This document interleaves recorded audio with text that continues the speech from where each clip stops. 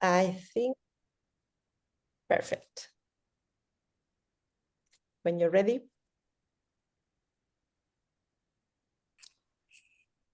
Agata, thank you so much for that introduction. We are really happy to be here because this is an incredibly important topic. And for those of you who have joined us before, you know that typically we cover the nuts and bolts of governance and administration in this country at the state level, but at every level of government. And that this session is different. And also saying that for those of you who are joining us for the first time, welcome. This is going to be a slightly different session. This is less of the nuts and bolts and mechanics of procurement and using data at work. And it is more about the current climate that we are in, a lot of it being initiated at the federal level. And we could not think of a better title than Uncertain Times. And I have been going all around the country working with state administrators and local government administrators and data officials. And I could best describe folks' attitude as concerned to freaked out at this moment. And that is why we wanted to hold this session to have an opportunity to provide some perspective, some facts about what's going on, and to do what we do best at InnovateUS, which is to provide some concrete ideas of how best to operate and to govern right now in 2025. And I couldn't be any happier to do this. I reached out to Lamar Gardere because he has been a friend and a colleague for a while. And just a couple months ago, we did a session in New Orleans focused on data in the health field and had a panel discussion on this topic that I thought was real helpful for the participants and even for me to have that conversation. So we have put some slides together for you that we want to walk through, again, that provides some context, some suggestions, and some perspective for you. And then we do want to move as quickly as we can to get to the Q&A, because this is really a topic where we want to hear from you and engage from you, and also want to get a sense of how many more sessions we should do like this, and maybe different types of sessions like this going forward. And as Agata said, please, please, please avail yourself of the chat function. We certainly want to hear who you are and where you're from. But also questions that come up in the moment as we're talking, please throw those in the chat or other comments. We see this as an opportunity also for peer exchange. So in terms of what we're hoping to cover today, as I was saying, to reflect on the current data environment, to have some pragmatic tips and ideas for going forward. And we also see this as a way to get creative in terms of engaging residents, private sector data, and we hope we have time. We want to talk a bit about the role of AI in this environment. So in terms of the current environment, and some of this is work that you all know and are familiar with right now, we are seeing a lot of data changes happening at the federal level, and much of this is happening through an agency that used to be called the U.S. Digital Service. I have an op-ed that I just wrote. I'm hoping Agata can throw that op-ed in the chat that talks a bit about the current and most recent history in which the Trump administration had converted the USDS into Doge, which we're more familiar with now, that Elon Musk for a number of months was running. And what had happened at USDS, which is now Doge, is a more centralization of data and excising data, getting rid of a number of data sets. And that's happening not just through Doge, but throughout the federal government. And in terms of that work that's happening, AI is being used, but similar to a lot of the other data changes, it's a bit unclear quite exactly how AI is being used. And the other notable feature about the current environment is there's very little guidance at the sub-national level in terms of states and all other governments. So under the Biden administration, there was an executive order around AI and other data use, and we no longer have that. I feel like I'm hearing some feedback if folks can make sure that they're on mute.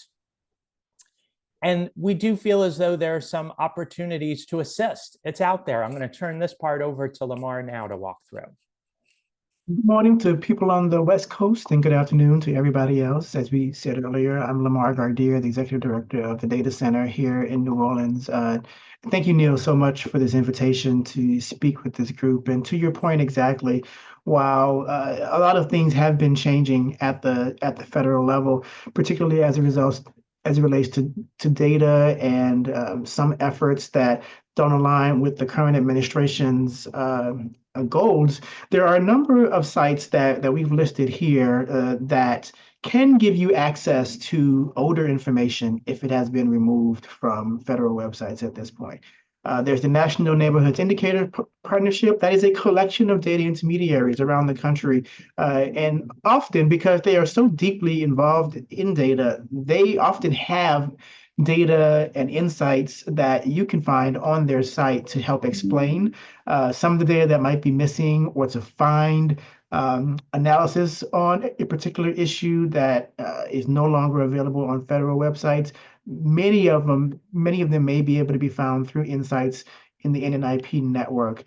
The Internet Wayback Machine and the End of Term Web Archives are two popular websites. The Internet Archive Wayback Machine actually attempts to archive the entire internet, right? So it can go. It does a pretty good job of showing the state of websites at previous points in time. You could go to that to see what particular things have changed in government websites or in any website across the web for the most part. The End of Term Web Archive is very specific to presidential administrations, though. Every administration, they archive the websites from that administration such that the information is maintained and not lost when a new administration comes in. And then there are a number of organizations that have archived data on particular topics that might be disappearing now, particularly environmental and health data. And you can see some of those organizations here that have very good archives on with the actual data and some of the research information that were on those sites. In general, a lot of universities and nonprofits do have limited specialized archives. If you need that kind of information and it's no longer at the federal level, many of these folks can help you out. The University of Minnesota has a great directory of archiving efforts where you can find really a ton of information on things that might no longer be available at the federal level. Next, please.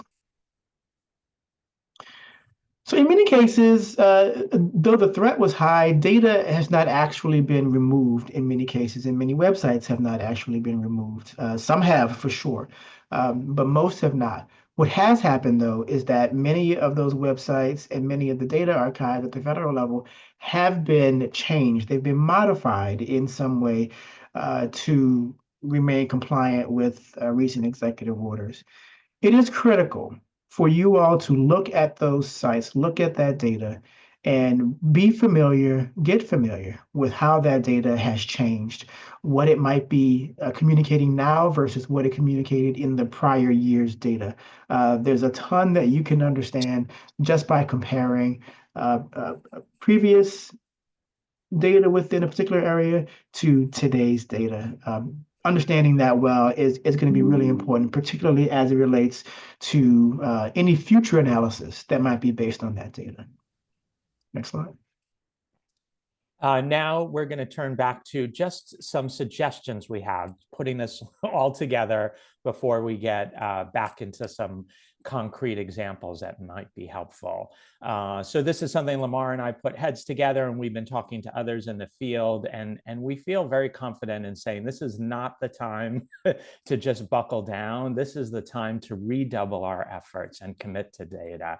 We've been talking, I'm thinking of some conversations I've had with private philanthropy that feel as though they're now starting to shy away from data, and some government officials that are feeling like this is not the time to get creative, and we disagree. This is the time to get creative, to commit. The phrase "stay calm and carry on" applies a bit in terms of staying calm, but it is not just about carrying on. These are different times that necessitate us being even clearer and more forceful in terms of our commitment to data and evidence going forward.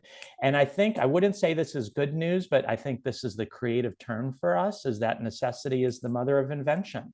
This is an opportunity for us to explore different ways of data acquisition and analysis, and maybe to take on some projects that we hadn't before. And then I'm assuming we will have some time at the end, and if we don't, we have many other sessions on AI. We are strong believers at InnovateUS that AI can be helpful in doing this. So despite how AI might be being used in other parts of society, whether the private sector or at the federal level, we think AI is a tool that can help us as we move forward. Now, in terms of getting creative, I want to hand it back to Lamar and hear a bit more about some of the work that he has and is doing in New Orleans. Yeah, so as Neil said, we really have to use this opportunity to rethink much of how we do it and why we do that. We can think about the prohibition on concepts around inclusion, equity, and diversity. But as we rethink those things, we should remember that it's not time to put those concepts away. Those concepts still apply very much. It is perhaps time to evolve our understanding of those concepts, though. Remember, whether it's affirmative action or DEI or whatever the term of art might be for now, all of these were terms that were responding to the need to implement civil rights laws, right? DEI was not something that folks were just doing just for fun. It was being used to implement civil rights laws. So regardless of whether or not the term is no longer used, it's still important to make sure that everybody is having good and good outcomes and are able to thrive. Remember, that's what it has always been about, the collective thriving of people. And though we've fallen short of that mark over and over again in the country, the way we analyze data and the way we take on work should continue to emphasize and strive towards all people prospering.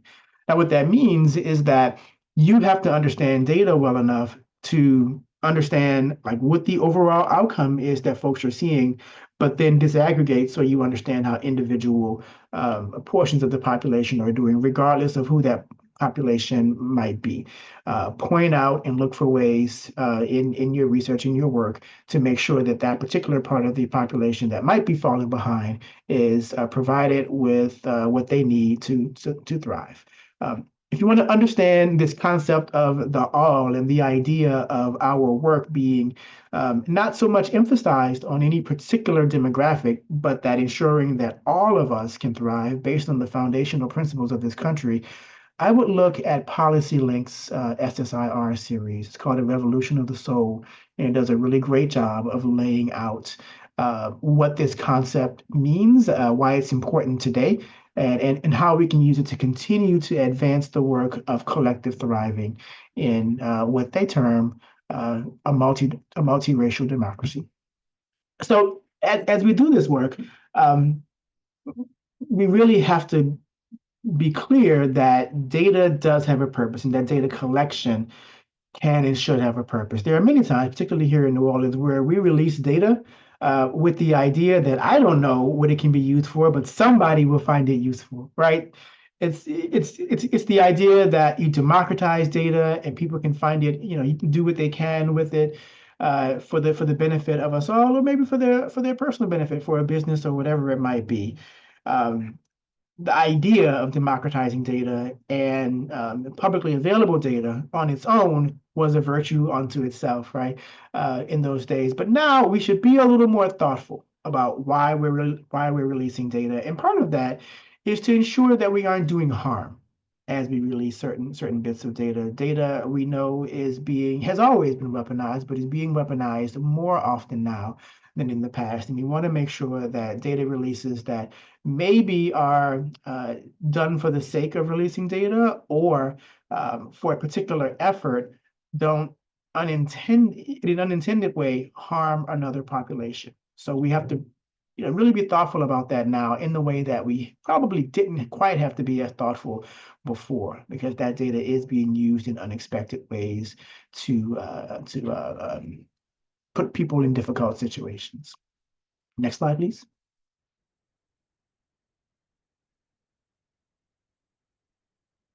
All right. Uh, Demographic data continues to be available out in the world, whether it be at the state, local, or federal level. But we should start thinking of demographic data as increasingly difficult to understand. That's in part because data response rates, survey response rates are falling as the trust in government is waning. Fewer people are responding to surveys because they fear what government might do with that data. As those survey response rates go down, so does the quality of the data. So we should still continue to look to demographic data, but we're going to have to understand a little bit more about what margins of error are and what statistical confidence is and things like that, so that when we look at a data point and we want to compare it to another data point, we can be clear on exactly what it's communicating.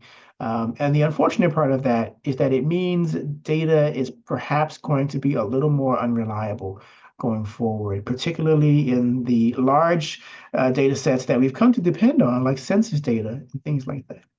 Nevertheless, data continues to be a key tool in fighting rumors and warding off unhelpful anecdotes.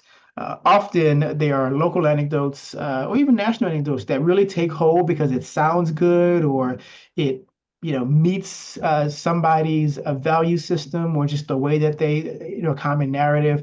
But the anecdote itself may not be supported by data. It may be untrue, and data is still a great tool to help make clear when an anecdote is nothing more than just that, an anecdote about a particular part of life and not reality for the majority of us in the world. Same thing is true with rumors. Rumors pop up, rumors, whether it be a rumor about something that is or going to happen in your particular region, or if it's a conspiracy theory, perhaps.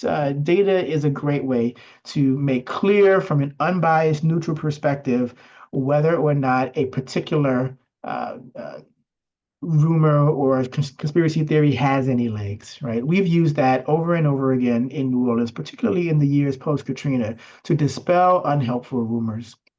And then also remember, even if data is being pulled today, social issues move very slowly. You can certainly use a past year's number and trust that the issue likely hasn't moved enough to change the necessity of work that needs to happen in any particular area. I encourage you more than ever to compare current data to past year's data to understand, again, how that data might have changed given new mandates, but also looking at prior year's data, if you are uncertain about the validity of a current year's data, is a great way to help build confidence in that particular data point. Next slide, please.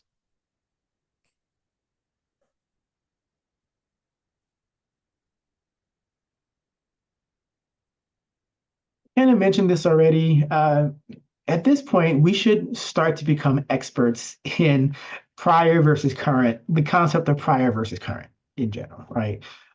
We are going to have to look at the same data from previous years to identify what biases may be introduced now to this data.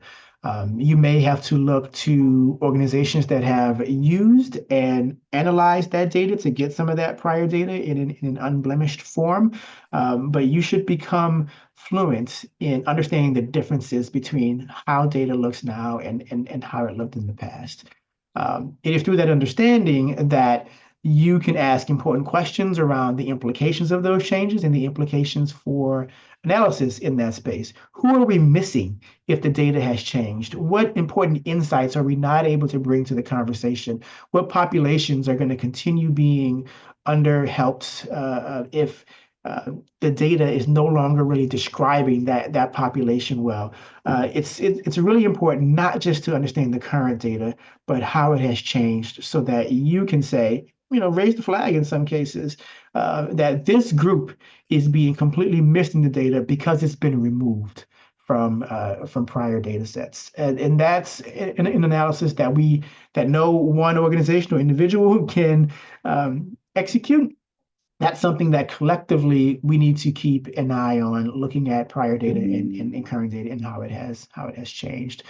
In fact, some people may find that there are entire areas of research that you can get into that are just talking about how the data has changed and its uses now versus the traditional uses for that data, and perhaps even publish warnings for how data can or should be used in the future. You should also be aware that even though in some cases current data is still available, there are proposed cuts at the Census Department and in other federal agencies that will lead in the future to actual less data being available. Certain surveys might no longer be available. Some have indeed been taken down already, but others may disappear just from being defunded or underfunded, such that only previous data is available, but no new data going forward. So that is a risk. And anytime you have an opportunity to advocate with your Congress folks to try to encourage them to fund the census and data collection, data analysis at the federal level, at the appropriate level, please do so. Great data is absolutely what's needed in this country for informed decision making. And then finally, even though we're in a crisis situation, still don't panic. Don't panic yet. There are things that we can do. As we said, data hasn't all gone away, but it's just time for us to collectively be able to talk about reliability issues in data. Okay. You can go to the next slide, please.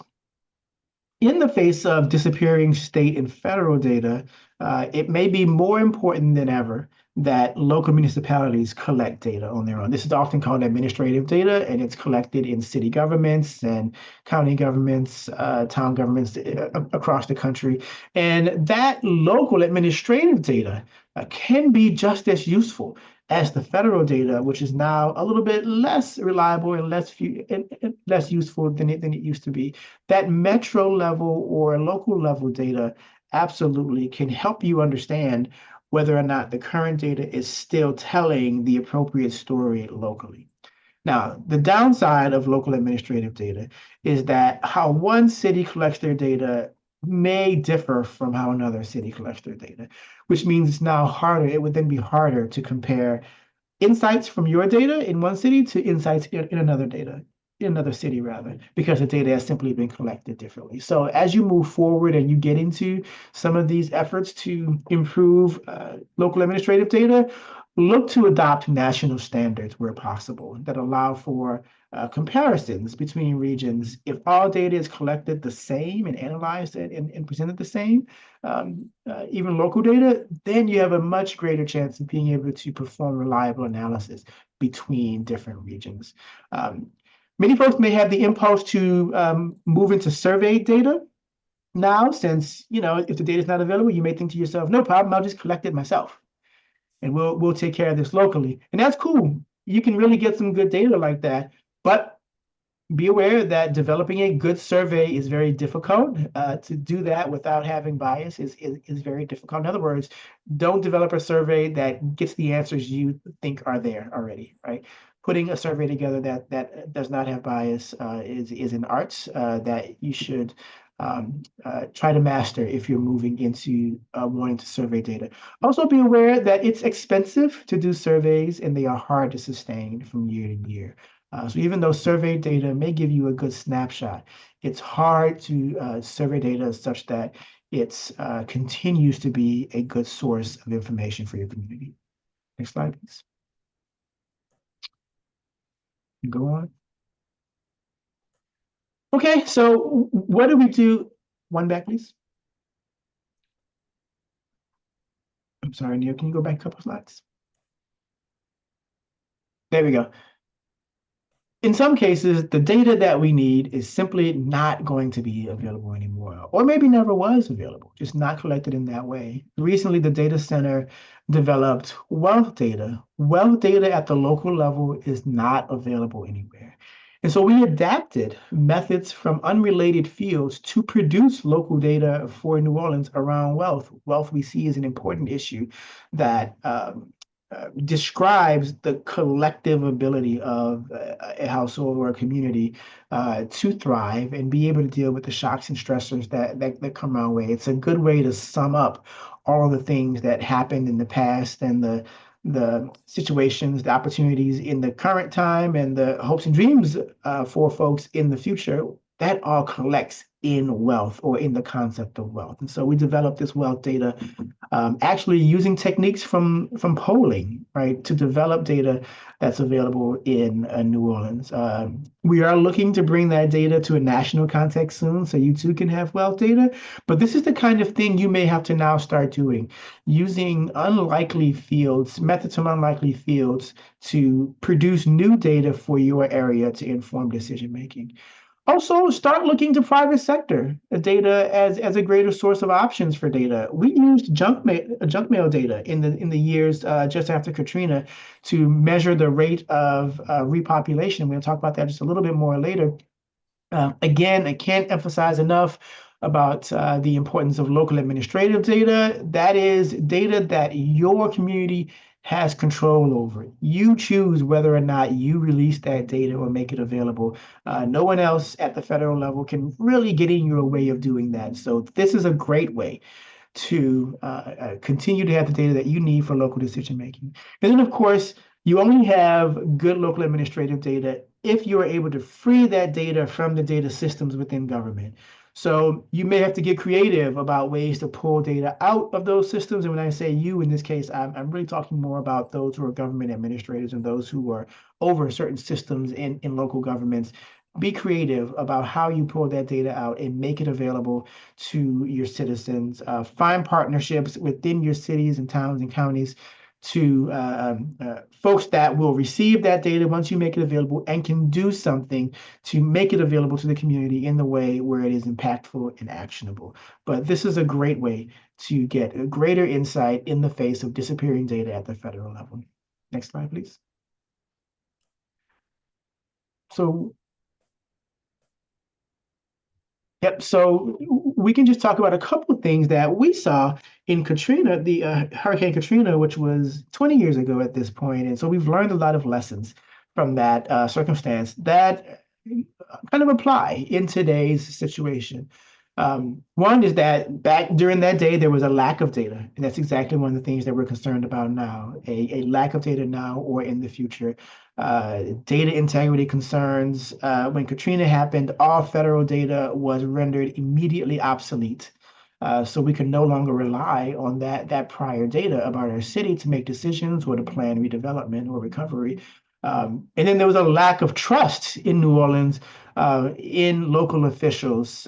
People just simply didn't believe that local officials either had their best interests in mind or could do the things necessary for proper recovery.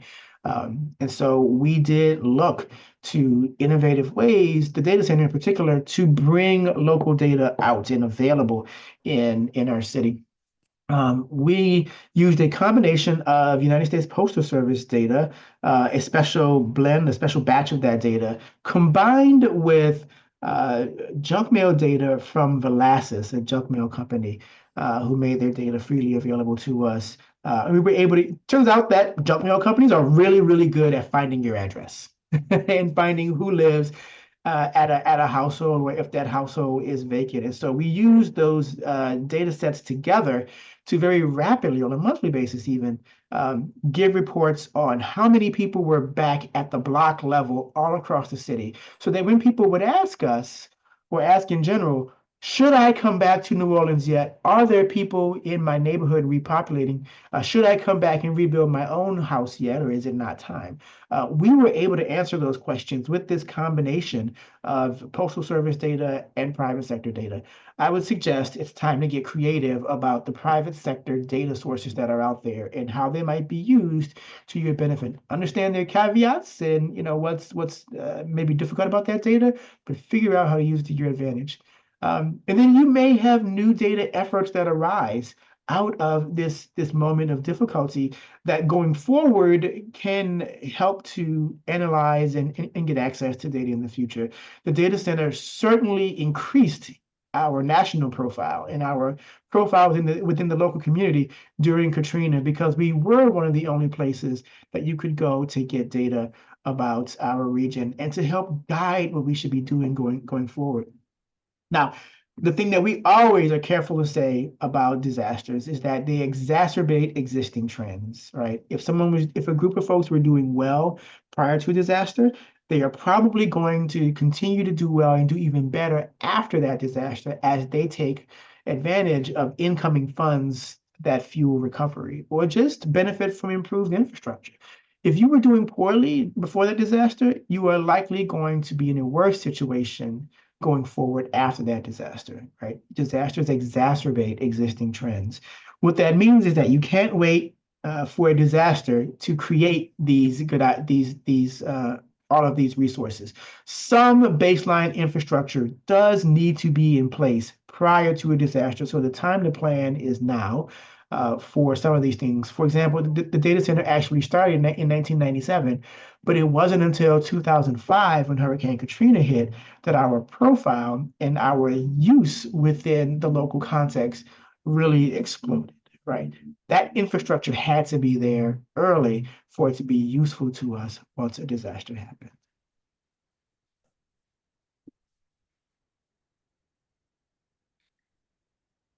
And so here are a few other data sources, data efforts that arose out of that Katrina situation. Of course, I mentioned the data center and our use of USPS and junk mail data. The city of New Orleans actually became a national leader in open data, publishing for the first time an open data repository called data.nola.gov. I had the pleasure of being the city's CIO during that time and really helped to bring much of that data, make much of it publicly available for the benefit of folks across our region. NOLA for Life was a data and evidence-based approach to murder reduction, really grew out of the post-Katrina context. Network for Economic Opportunity was an organization created because the data specifically pointed to a lack of employment for Black men in New Orleans, that of all the demographics, the only one that was not growing in employment and had not been growing for decades was Black men. And so the Network for Economic Opportunity used that data to create a specific effort to improve Black male employment in the region, another post-Katrina innovation that works pretty well in New Orleans, continues to work in some ways. And then our ability to understand and advocate for affordable housing really improved vastly post-Katrina with efforts like Housing NOLA, a data-driven advocacy organization, rising and really illuminating for us issues around housing affordability and making more data and analysis and really great voices available to talk about these important issues in data-based ways. So all of these things are things that I see kind of potentially getting off the ground in significant ways, given the crisis that we see right now in federal data sources. I think I can hand it back over to Neil. I'm sorry, I've got one more slide here. As I've been saying, there's always data available. The typical data sources at the federal level may not quite be there anymore in the way that we are used to them being, but there are always ways, if you're creative, to get access to data. As you're bringing new data online, focus on people. The data should always be relevant to solving problems for real people on the ground. Ground truth that data with folks to make sure that it speaks to the realities that folks are seeing on the ground. In a time of scarcity, it might be a good idea to remember that as you're designing new metrics, keep people in mind. What is the value of this new metric or this new indicator to the lives and outcomes of people in my city? And how can this indicator help in that regard? Be mindful that that indicator does not harm in that regard.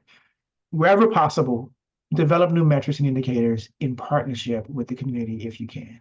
And as always, we should be doubling down rather on transparency as we build new data sets and look to rebuild public trust in government institutions at the local, state, and federal level. A great way to do that is by getting community involved in the process of producing and collecting data and having as much transparency as possible within government through the data and through the processes that you use to collect that data.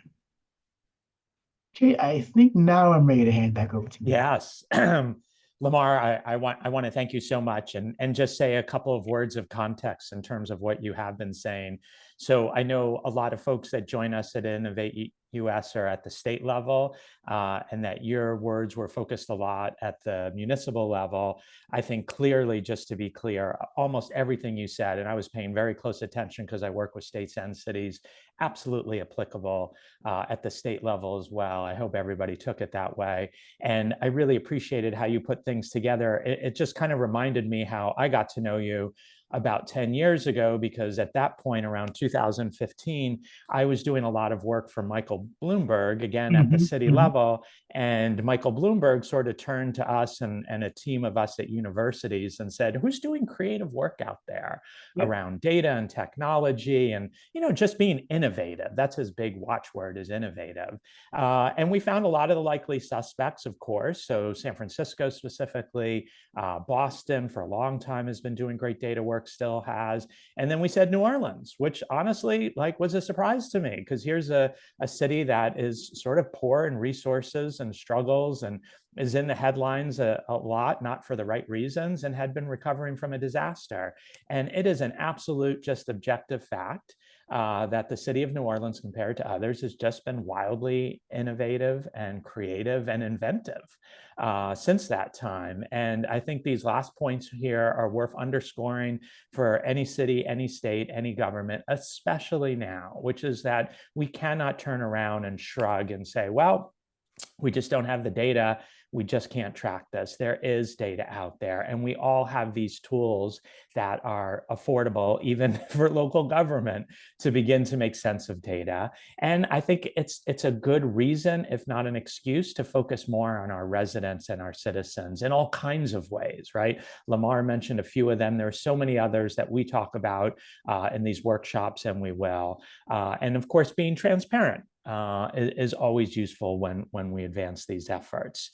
And then what I want to talk about just for a couple minutes, and then we want to open it up, is AI, which is something that we have been focusing a lot on, and we have because AI is coming whether we like it or not. And we actually think if it's used well, it can be one of those mechanisms that allows us to get creative with data and make it more accessible for folks. So as we were talking before at the federal level, how AI is being used, it can absolutely be used to centralize and to control data, command and control, but it can also be used to redistribute knowledge and authority if used well. And one of the reasons is I've been doing this work for a while. I have never seen a technology that can make information more accessible as quickly as AI can. So in that regard, it can be something that's immediately relevant for people's lives and just translate information into simple terms. And the other thing that is I think, really helpful about AI are ways that it is already proving useful for communities and residents. So one obvious one is it has the ability to translate our services and programs and notifications into many languages. So overnight, using and applying AI well can help to better describe what it is that we're doing in ways that are both helpful and urgent. And then I would also just mention that I'm involved with a collective called the Rethink AI team, and we are working with a number of local governments to use AI with communities. We have a really remarkable project going on in Dorchester, which is a neighborhood within Boston, in which we are using years of community-driven information and data and meeting notes, pouring that into an AI program, and then overlaying it with traditionally reported, routine reported criminal justice data. So that when we are trying to get a better sense of criminal justice and crime data, we have now produced a hybrid set of outputs that both include reported data from the criminal justice system and community perceptions of that data. So this is all experimental, but it shows us the possibilities of both getting creative, having a better understanding of what reality is, and beginning to rebuild the trust that we need with our citizens. And I will also say that a lot of this work around AI, this is going to be a little sneak preview, is going to be captured in the next workshop, at least that I'm leading, exactly a week from today, on May 14th, on Wednesday. So please join me for that for more depth there. And I am going to skip that very last slide because I will cover it next time, and we want to get to the Q&A and open it up. So this is the part of the conversation I'm going to look back to Agata and ask if we have seen any good questions in the chat to throw at Lamar and I, or others that we should open up. Thank you so much, Lamar and Neil, for this very, very impressive presentation and so full of good content. So I am monitoring the chat. I have seen some comments. Especially, I would like to mention Dylan Brush, who introduced it. Okay, who was a previously US digital service, and when the shift happened in January, and he says, happy to answer any question if helpful. Maybe he or she, I don't know, clear, would like to unmute and make the comment or make any questions. I don't know. That would be great. And then Agata, just to be clear, are we now in the portion of our conversation that is not being recorded?